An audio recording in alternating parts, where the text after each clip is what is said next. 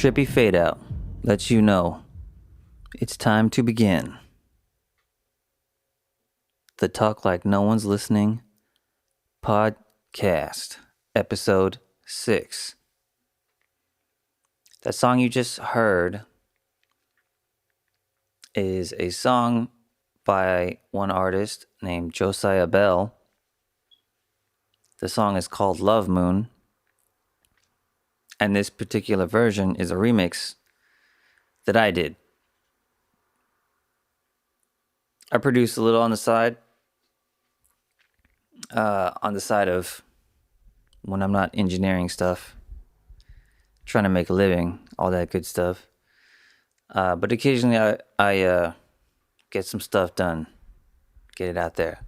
So Josiah Bell, check him out at Josiah Bell, JOSIAHBELL.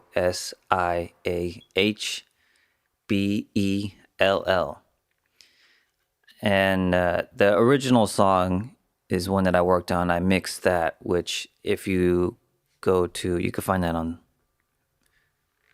streaming services of your choice.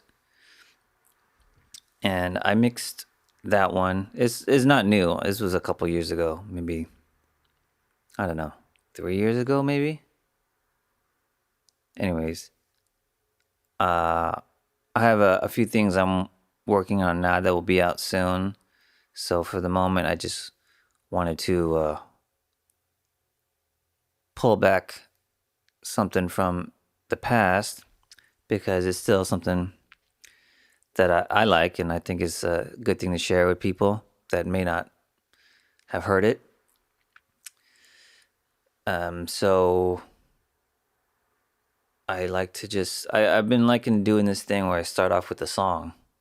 I kind of didn't know what I was going to be doing. I didn't have a game plan for this podcast exactly, but now it's starting to take shape where I feel like starting it off with a song that I've worked on in some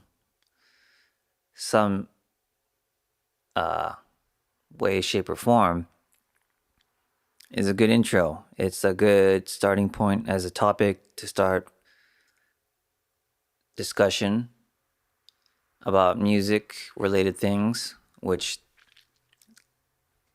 that's what the category of this podcast is under, because that's the closest thing I could think of. And also just to share, some of the artists I'll be talking about here later are pretty well known. They don't really need any promotion, but a lot of guys so far have been independent guys under the radar, not yet super blown up yet. So I like to just help support and whatnot.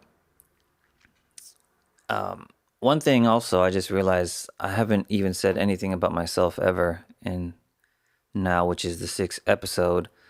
By the way, my name is James. Hey, I'm the host of this, and my name is James. If you want to check me out online, don't got a lot going on because I'm not really a big fan of social media as of the past couple years. I'm kind of so-so on it. Depends what it is. Like I was on Instagram before, and my name is James Chulrim. So if you want to spell that out, it's James, JamesChulrim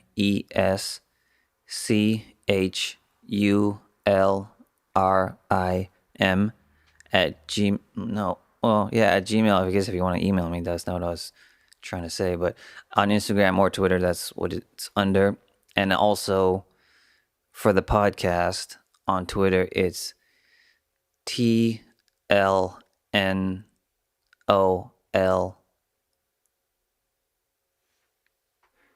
Hold on, I don't even know. One sec. Let me double check.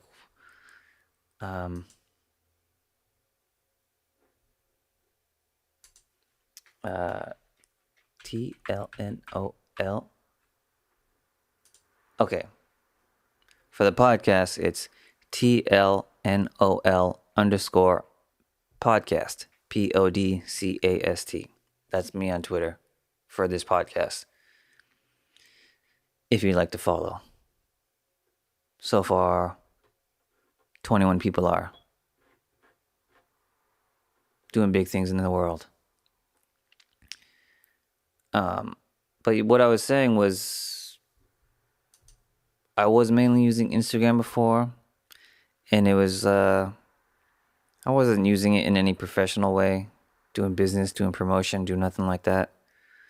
It was just a nice little distraction, just to watch images of things going on in the world. But then I just got to a point where I just felt like it was just too much of a distraction.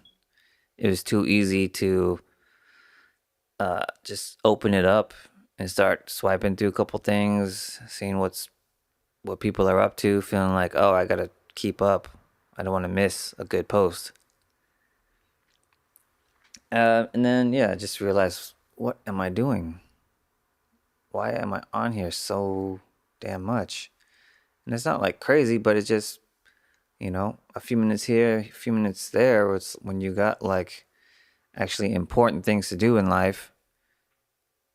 And you're like, well, if I could have spent those minutes here and there trying to get some work done instead, that'd be a lot more productive, wouldn't it? And then I think it's also the culture that's evolved, the mindset, the consciousness that's evolved out of so many people using media, social media like that, where it's definitely changed people. It's definitely changed society and changed the way people think and the way they act and the way they just kind of go about their lives. Now, a lot of people go about their lives with this platform in the back of their mind. It's like this underlying motivation for living. I know I did it. It was there for me, and I wasn't like crazy in it. But so I know for the people that are like heavy into posting about their life, it's a thing. It's like anytime you make plans to do something, it's a follow-up thought is like, oh, okay, can't wait to post about this once I do it. Oh, this is going to be a great post. Oh, this is going to be a great photo op. It's going to be a great comment I can make. Oh, this is going to be something funny I can say. Oh, this is going to be a nice little inspirational quote to let people know I'm inspirational. Oh, this is my kid. Kids, look at them every single fucking day. Look at them. And I have a kid, and I have never posted my kid because I just feel like, I don't know. I feel like you should have a say in whether your photo is posted online for the entire world to see. Kids don't have a say in that. Little kids don't have a say in that. And I respect my kid too much to just post pictures of her all the time. Instead, I talk about her on a podcast, and I let everyone know what time she's waking up in the morning. That's different, maybe. Anyways, but other stuff, like, some people would just, it's just too much. Too much of, I just don't want to see that much. So I stopped. I deleted Instagram off my phone about a year ago and didn't miss it at all. Every once in a while, I would pop back in, take a quick glance, because what I did do is I switched over to Twitter, which for me, end of the day, still a distraction, still a thing I'm going to on my phone just to like flip through and kill some time, whatever. But at least I felt like it was different in the fact that it's mostly text. It's mostly stuff that you're reading. Yeah, people post pictures and videos and all that just the same. But I feel like it's better for as far as me wanting to. What I really liked about Instagram was my favorite accounts were the ones that were just something, not like a person I'm trying to follow. I'm trying to follow their life. It's more like accounts that post, some information, um,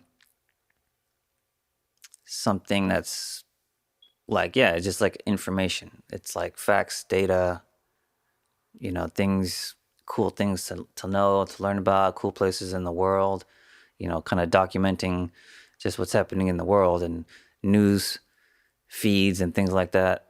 So Twitter is a lot better for just getting just that kind of stuff, I feel like. And then I'm not following any people that I actually know on Twitter. I just kind of keep it to just getting a feed of news and info.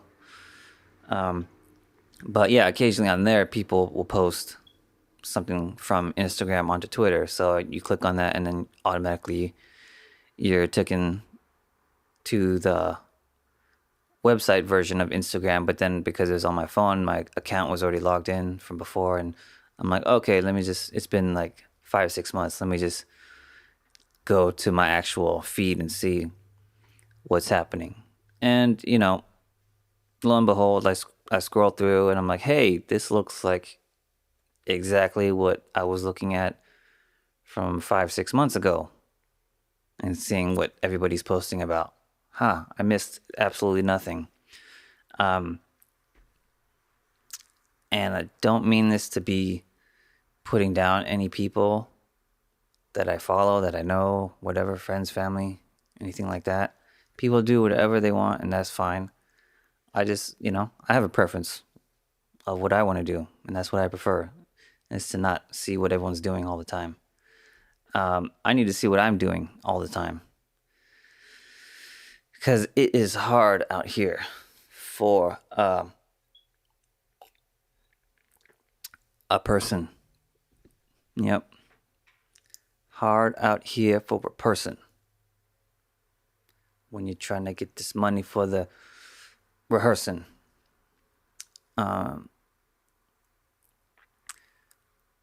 But let me get back on track. I gave you my Twitter information. I gave you my full legal name and my email. I almost might as well have given you my social security. I felt like I was that close to doing that.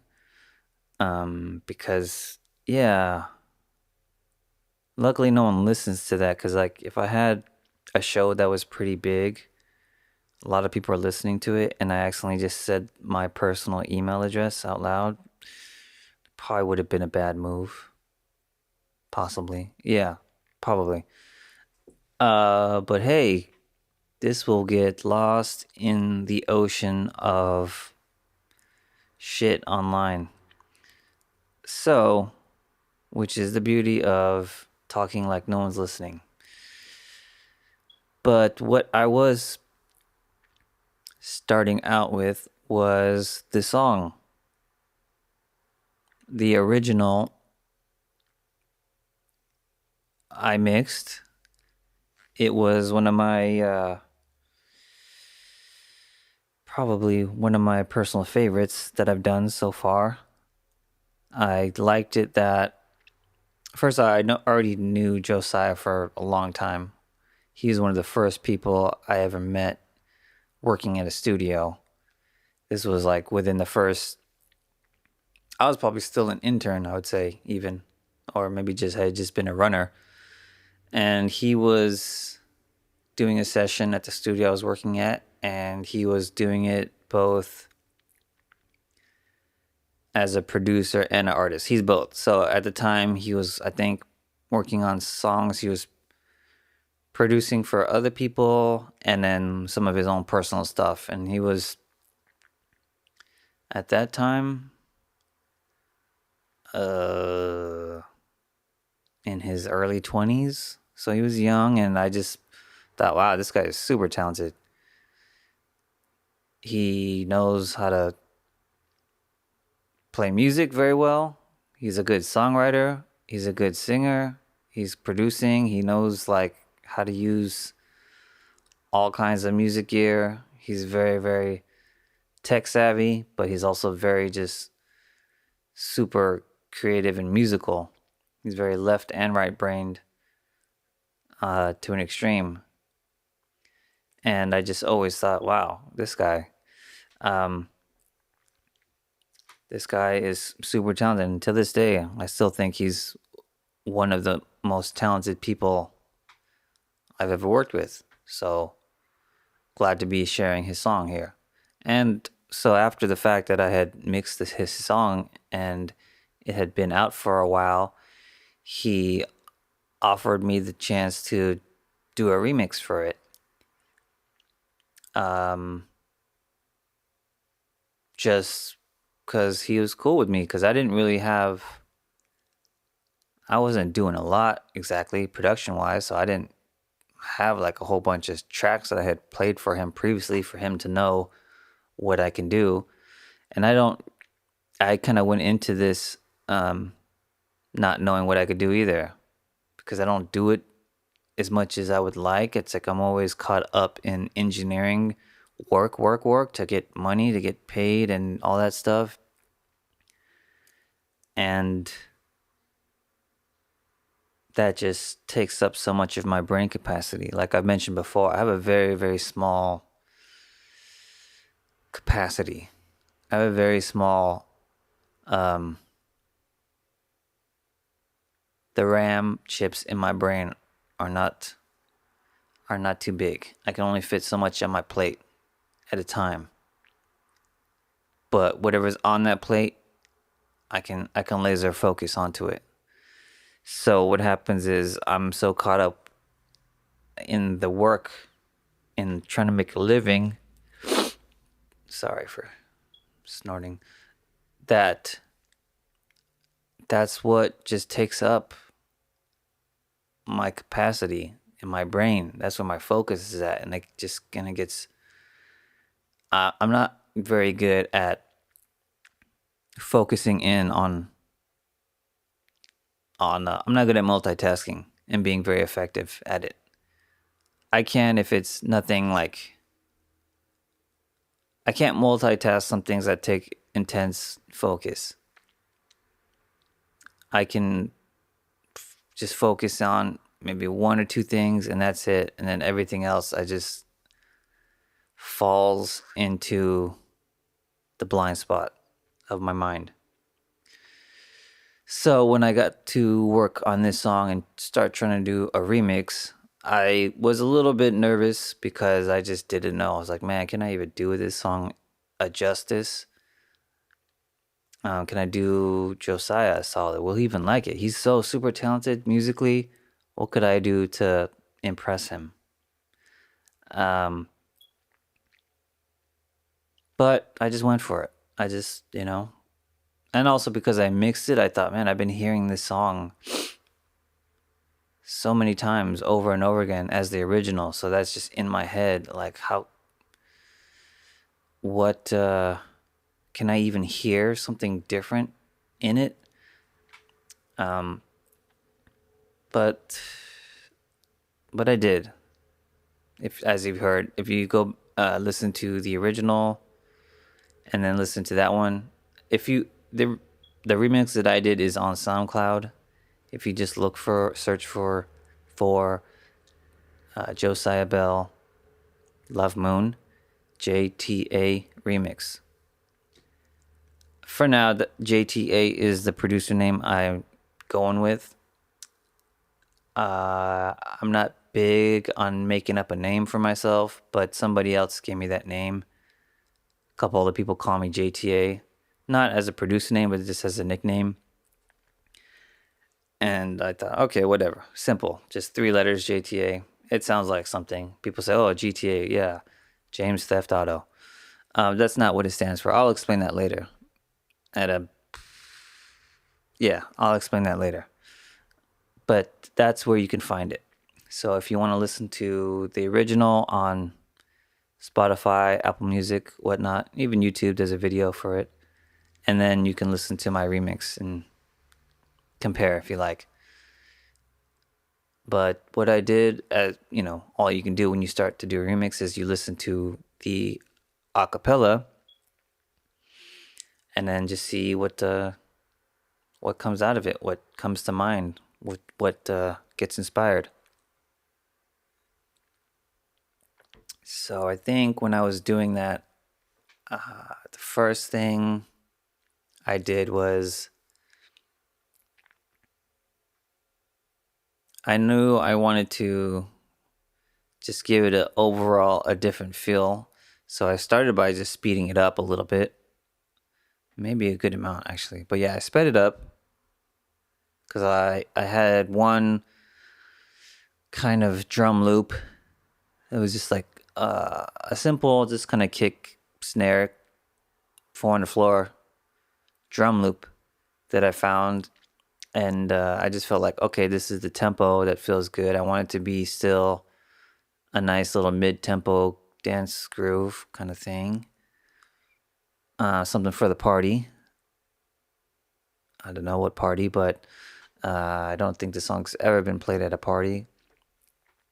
Not that I know of. But so there was that. And then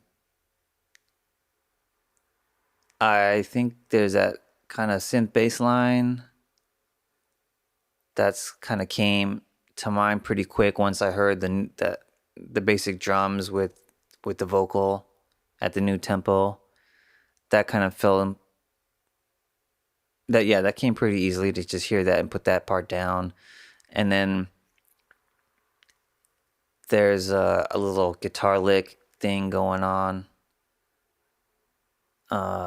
which I just once I got started with this, it kind of happened way easier than I thought it was gonna be. Because then that guitar lick, I just picked up my guitar and just that I arrived at that pretty quickly. And then that's like the real core of like the whole track is mainly that. And then after that, it kind of there's like that in the pre-hook kind of section. I think the guitar comes out, and then there's like a little synth, single note melody, simple thing going on, and then back into the main track when the chorus comes in, and the rest is really just kind of production stuff, like as far as edits, effects, transitions, kind of just tricking it out and just kind of making it produced, air quotes. Can you put air quotes inside air quotes?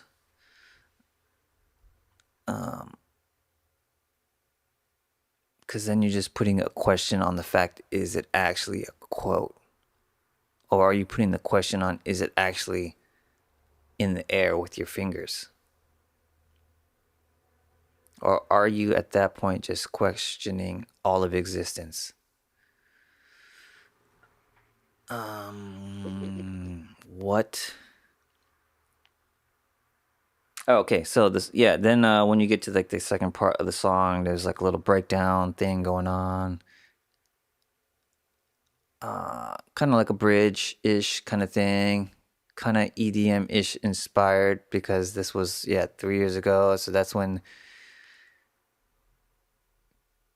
EDM was still,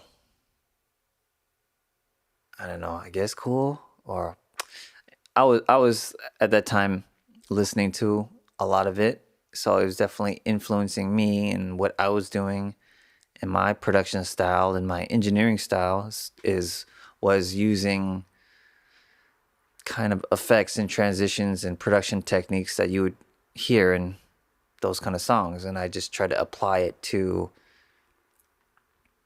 non-EDM songs. Like, I thought it was something that was a cool thing to do, to use those kind of production techniques for things like pop, urban-ish kind of songs, which this kind of was. And time will tell. Maybe this isn't going to be cool at all in a few years. Maybe even now. I don't know. But that's what I did. And Um, by the time I was done, I think I got it done within a week, I guess, and then just kind of rough mixed it, sent it to Josiah. He gave me positive feedback. So I said, okay, you don't hate it. That's good. Um, and then there it is. I put it out on SoundCloud for everyone to hear. And some people heard it, not a lot. There's like, what, when I check it out, there's, I don't know, what is it? Here we go. What are the actual numbers? Numbers. 2,600 plays. Not so bad. 1 year. Wait, that was only 1 year ago? What? Okay. That was. SoundCloud is not very accurate. You can't just say 1 year ago when it's been almost 2 years ago. Yeah. February of 2016 is when it came out. It is now October 30th. Hallows Eve. All Hallows Eve. That's more than a year and a half ago. That's almost. Yeah, that's. Anyways. So. This wasn't like the breakout smash I was expecting it to be. Well, actually, I wasn't really expecting that either. But somebody's listening to it somewhere out there. Wow. Sorry, the mic is pointing directly at my nostril.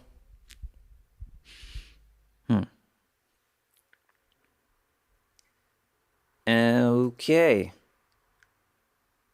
And about the original version of the song, when I did the mix, what I really liked about it and how it turned out was that he wasn't going for like a modern sound in the song, in the track. When you hear it, it feels a little bit more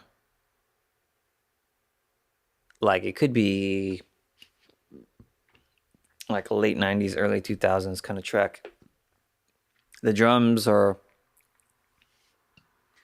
like a vintage hip hop drum loop, breakbeat kind of drum loop. And that's the drums. It's not like I had separated kick drum, hi-hat, snare kind of stuff going on. Just a loop. And then he's playing then someone's playing that guitar lick that comes in, and then he's playing. I forgot. He had some. It's all everything else in the song is live elements. Instruments played live. That is, and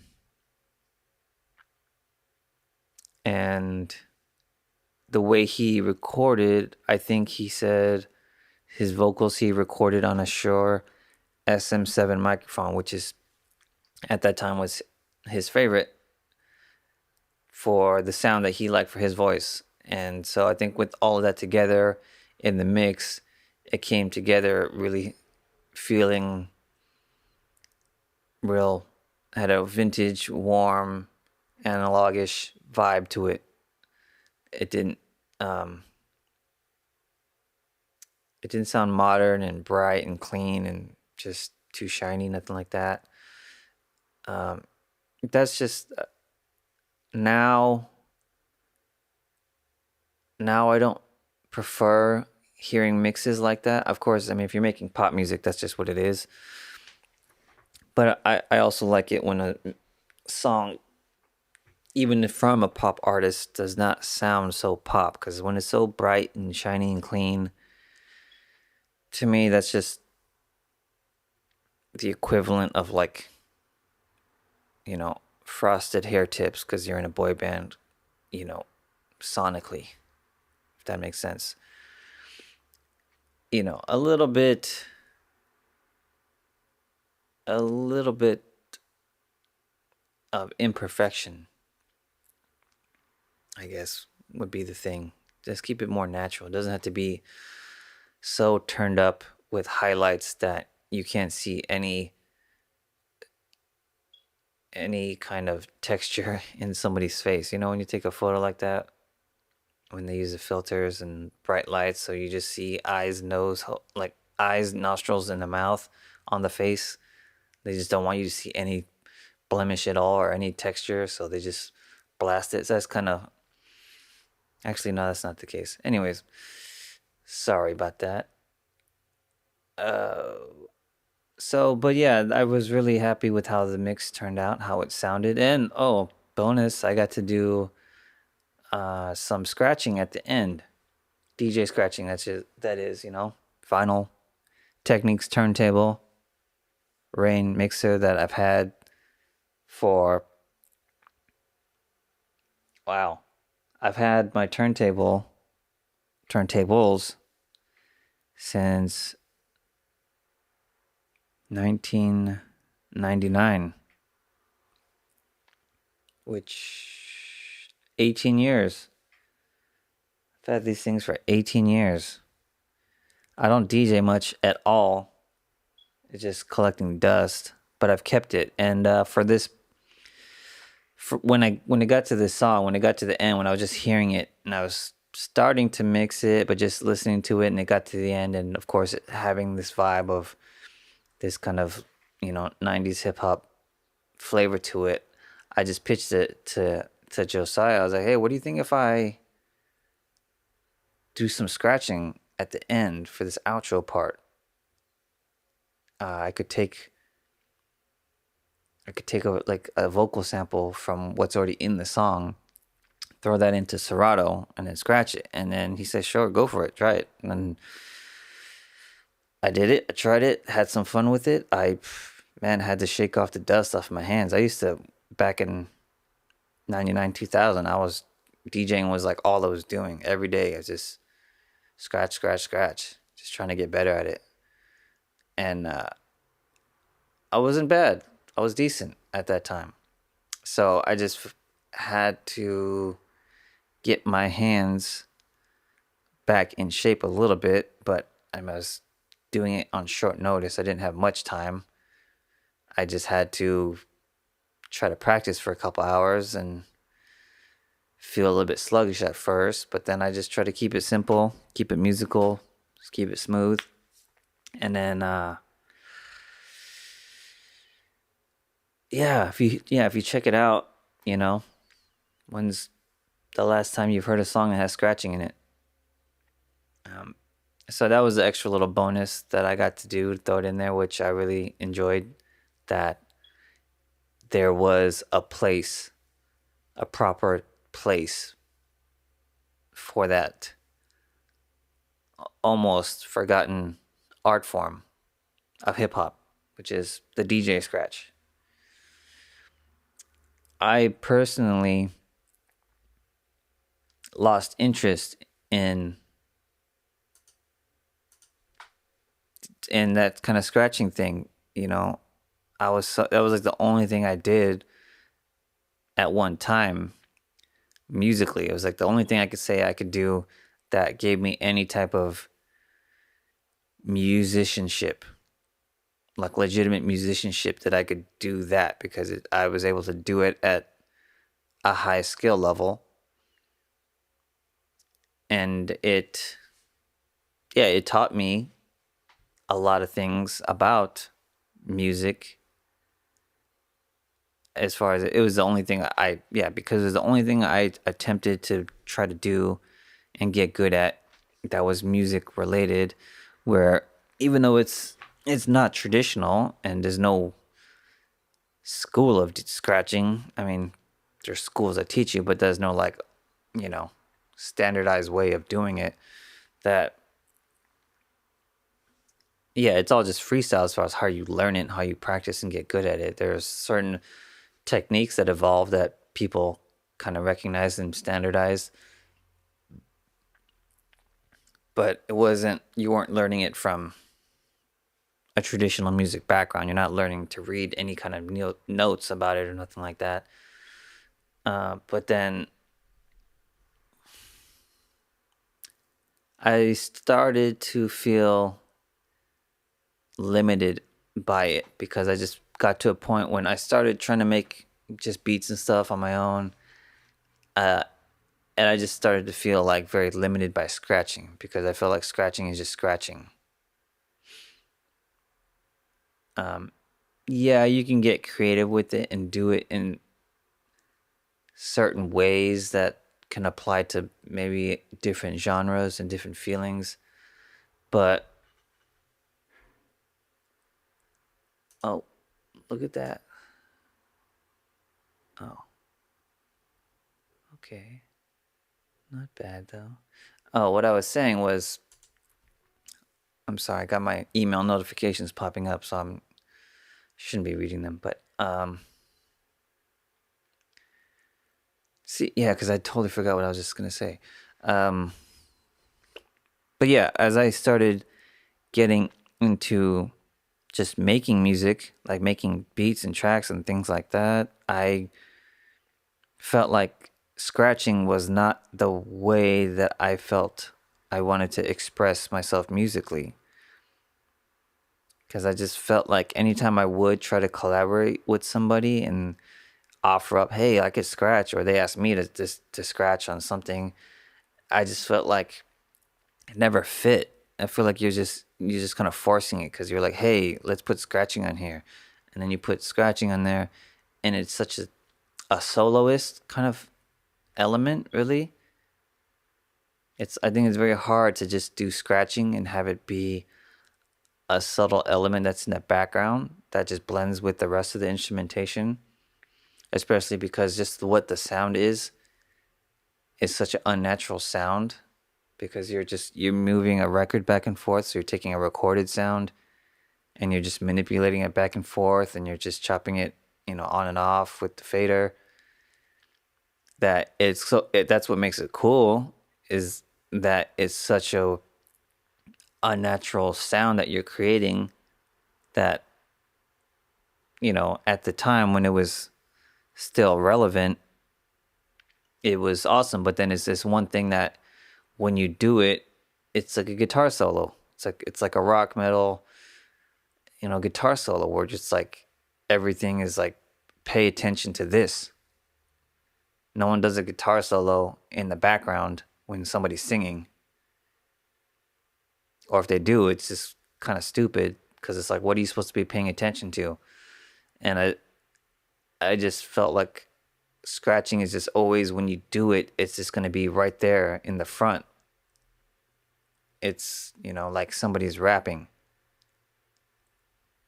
You can't have somebody be rapping in the background.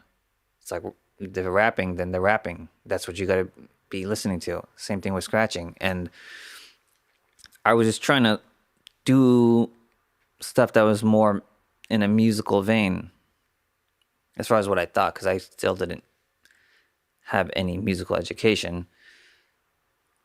But just because of that, I just lost interest in scratching because I just felt like it was just scratching for scratching's sake. It's definitely still a cool thing, and if I had the luxury of time, I would be practicing and doing that because it's still fun to just throw on a instrumental and just scratch to it for, just get lost in time and just go and just do it, have fun. That's still awesome. But I just felt like it's just fun at this point. I felt like if I kept practicing and getting better at it, first of all, I was never going to get as good as somebody like, Invisible Scratch Pickles or DJ Craze, 8-Track. There's so many guys out there that are just so high level because, well, hey, they decided they were going to just do just that and do it every day and for years and years, decades beyond me. But then also for me, I just felt like time put into that, trying to continue to get good at it and get better, improve. I just didn't feel like it was gonna give me back something worthwhile. It would just be just for my own personal enjoyment, like playing a video game or something. Getting really good at a video game, but at the end of the day, it's just a video game. You're playing for fun. And so when I had a chance to kind of scratch on this song, it was like what I had been, dreaming of all these years, that I could be scratching and it could be a perfect fit musically, stylistically, it just aesthetically. It was something that would work. And for the song, it does. Because when it gets to the section that I'm talking about at the end, it already feels like that. It just feels like that type of song. So it's a no-brainer. DJing was weird. I got super deep into it at that time, and then as we got later into the 2000s, this was when I was living in San Francisco still, and that was at that time, that was one of like the main hubs of the world, where it was like the highest concentrations of DJs that were turntablists, that were scratching and beat juggling and all that tricky shit that nobody can dance to. And I just saw it evolving. I would go to these DJ battles, DJ competitions and whatnot, and I would see that the art form was changing and evolving, but not necessarily elevating. What I saw was that people were just taking it, it was just getting off track,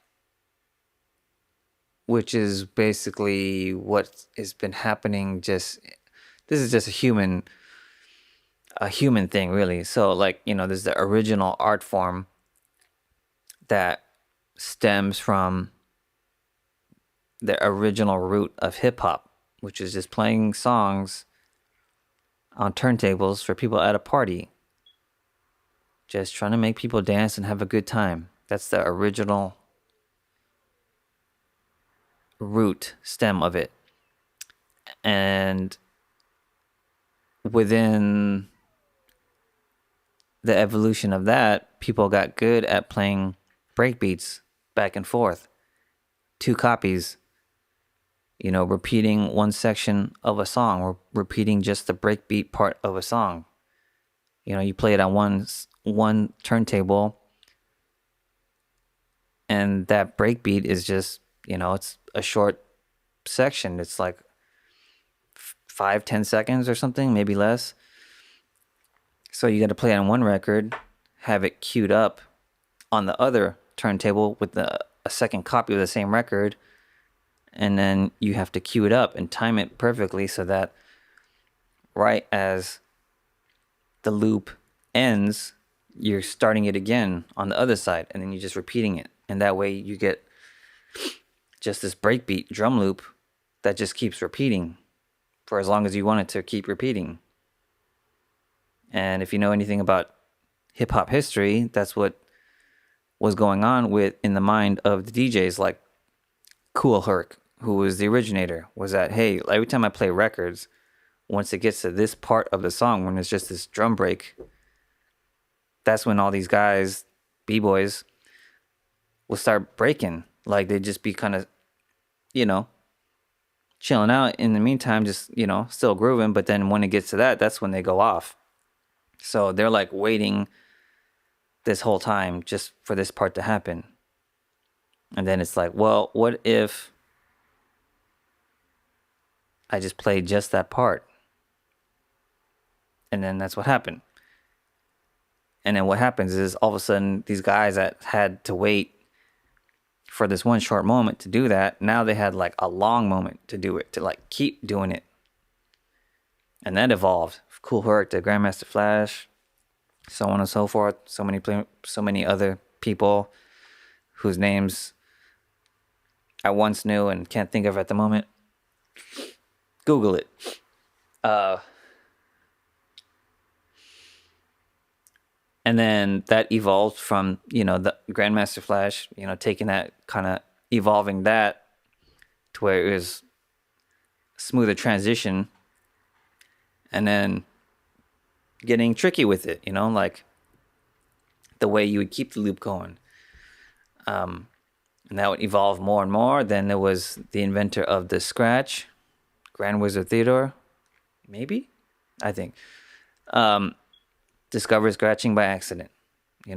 If this story is wrong, then it's wrong, whatever. But from what I can remember, he's in his room practicing DJing, and he's just kind of queuing up a song. He has one record, it's moving back and forth, and it's just in his headphones. He's not listening to it in the speakers yet.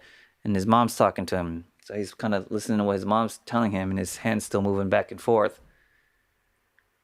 Because that's just automatically what's going on. And then he realizes, oh, what's this sound? Oh, what if I just do this? Just move the record back and forth like that, but keep doing it. But then kind of maybe do it musically, rhythmically. And that's the birth of the scratch. And then, so what you get is, at that point, still the core foundation of DJing is to rock a party. Play music that everyone wants to party dance to and that the b-boys can break to. And that's hip-hop in its infancy. And then, so the mixing evolved, beat juggling evolved from that, scratching evolved from that, combining it all together, but also being a good DJ and being able to play dope songs all together to keep the party going, which is just like a very, very, in today's world, is a very underrated art form, underappreciated art form, I feel like. And so it evolved, fast forward to the 90s, and it's still maintaining overall. It's still maintaining that common root that DJs got to be able to, you got to be able to rock a party, bottom line. But also, if you really want to be dope at scratching and beat juggling and technical stuff and tricks, that's awesome too.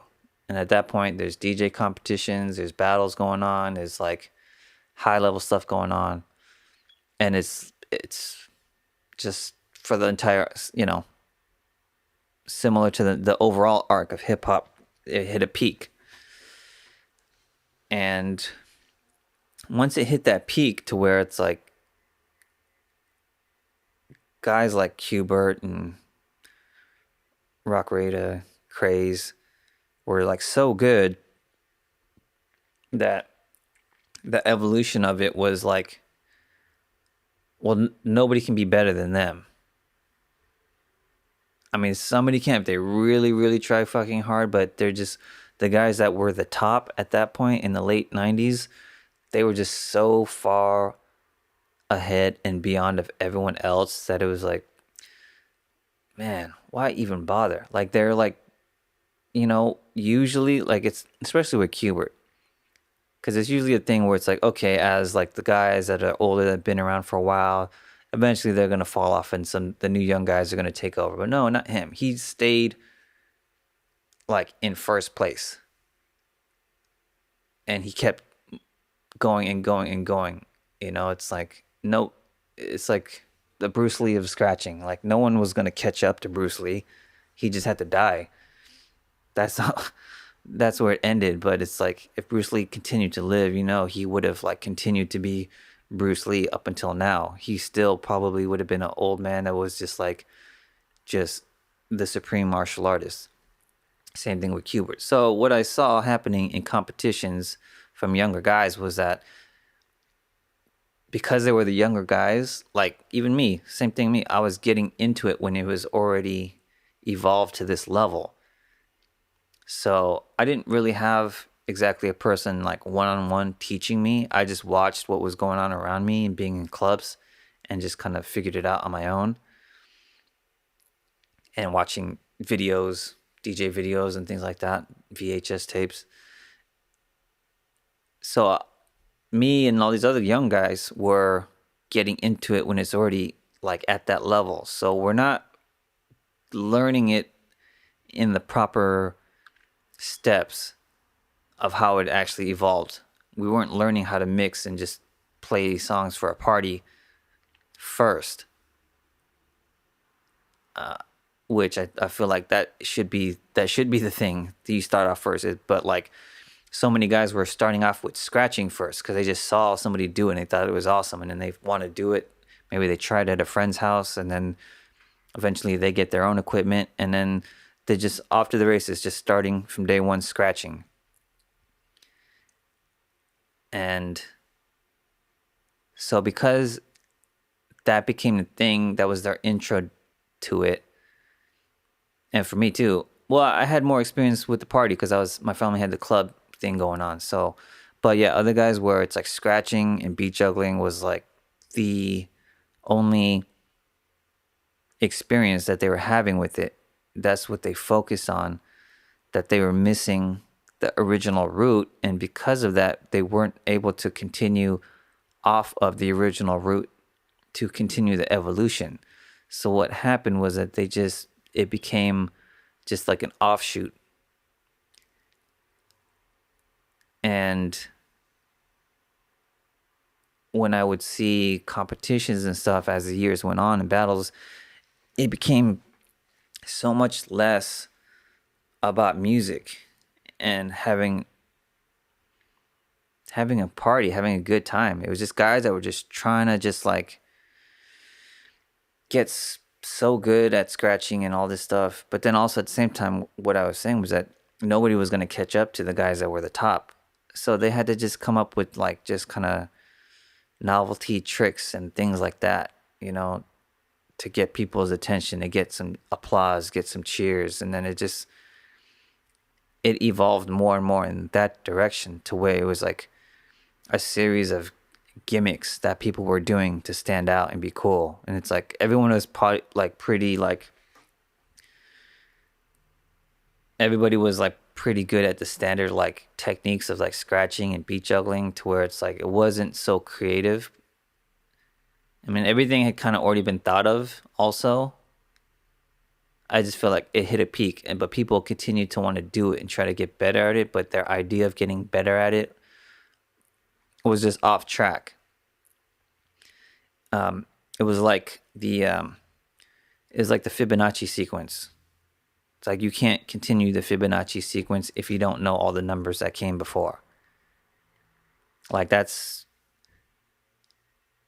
how nature grows. That's how biology grows. That's how plants, our human body, everything grows off of that Fibonacci ratio, golden ratio. And it's based off of, knowing what number you're at now, what numbers came before you will let you know what number comes next. What is the next level, the next evolution, the next growth. And whenever people lose that connection to history, to what came previously, then that's always what happens. It's like this de-evolution, because it's like you take a branch off of a big tree and then you just cut it off and you just stick it in the ground. Yeah, it might keep growing if you keep watering and take care of it, but it's not that big tree. It's just a little tiny branch in the ground now. And you can keep doing that, and then you just end up with a bunch of little tiny branches in the ground. Where if you just keep the tree growing, it could become a gigantic redwood tree that will live for thousands and thousands of years. And it will be there for everyone to see. Thousands and thousands of years. This is what a big ass tree looks like, in case that's important to know. I don't know.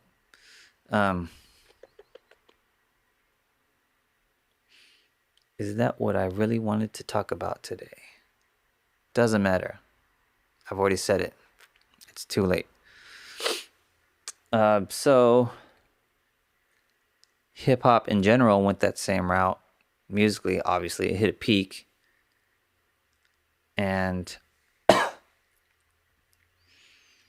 it could have kept going, gotten better, but yeah. Money, fame, celebrity, mainstream success, all that stuff. Corporate greed. The man. The Illuminati. Uh-oh. Keyword. Am I getting scanned? Keyword. Yeah, anyways. Lots of distractions for people in the hip hop world. Post golden era. So just, the time had passed. The moment had passed. Except for b-boying. B-boying is the only original element of hip hop that is still connected to its root from day one till present day. That is the one element that to this day connects the originators, the veterans, like every generation of b-boys from day one till now is connected. They're all one huge community. They all share the same knowledge. And I think a big part of that is because, first, dancing, it's a communal thing. No one's going to break dance just by themselves. It's kind of pointless. It has to be a thing done with other people. And the main fact is that, not the main fact, but one major fact is that nobody was really getting rich off of b-boying. Ever. Like the richest guys now that are b-boying, that are like, I don't know, have a career and making money off of that, they're doing good, but they're not doing like rapper good or even DJ money good. So it always remained this thing where it was always just for the love of it. That's all you were going to get out of it. You were going to just do something that you loved and you continued to love. And that was the reason for it. That's what kept it all together, kept it in peace, because it was all for the love. And the community, the communal of it, like the whole original spirit of hip hop, of what people would say in the early days of peace, love, unity, and having fun. That all exists in the b-boy community.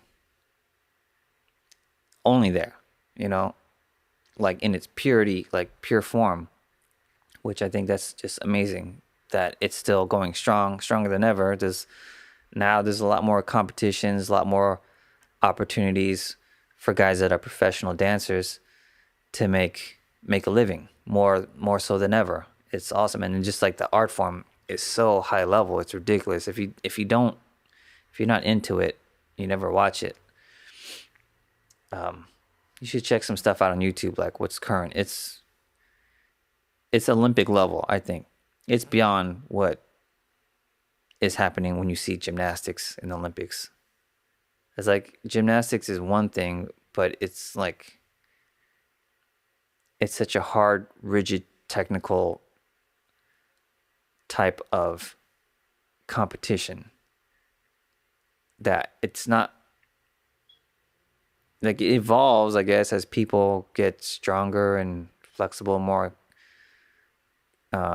coordinated and things like that. But it's not evolving at the level that b-boying has evolved.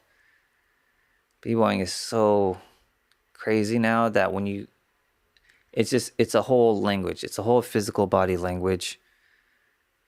that is tied to music. I feel like b-boying is just making music with your body, but that music is silent. But you're doing it to accompany other music that you're hearing.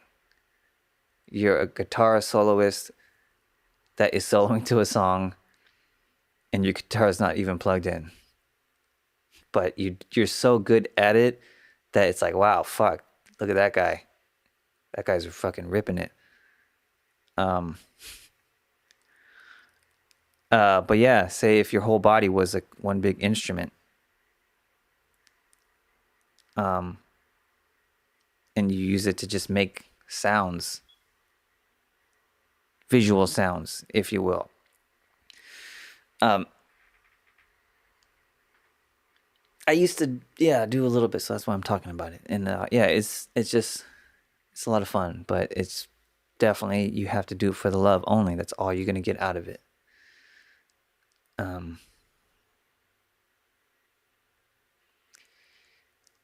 I think I will wrap this up. It's been almost an hour. Let me see if I can time this right. Talk Like No One's Listening podcast, episode 6. And boom. Did that live, folks. I queued that in live. Yeah. All right. See you next week. Maybe later this next week. I will have something cool coming up, hopefully, soon. Bye.